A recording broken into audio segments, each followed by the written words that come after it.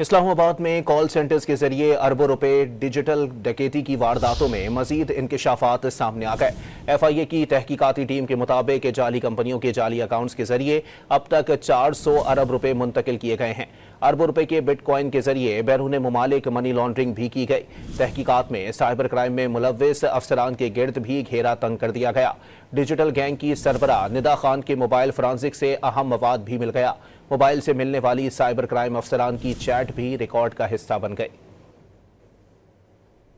इस्लामाबाद में call centres के जरिए अरबों रुपए डिजिटल डकैती की वारदातों में मजीद इंकशाफात सामने आ गए। FIA की तहकीकाती टीम के मुताबिक जाली कंपनियों के जाली अकाउंट्स के जरिए अब तक 400 अरब रुपए मुंतकिल किए गए हैं। अरबों रुपए के बिटकॉइन के जरिए बैरून मुमालिक मनी लॉन्ड्रिंग भी की गई। तहकीकात में साइबर क्राइम में मुलव्विस अफसरान के गिर्द भी घेरा तंग कर दिया गया।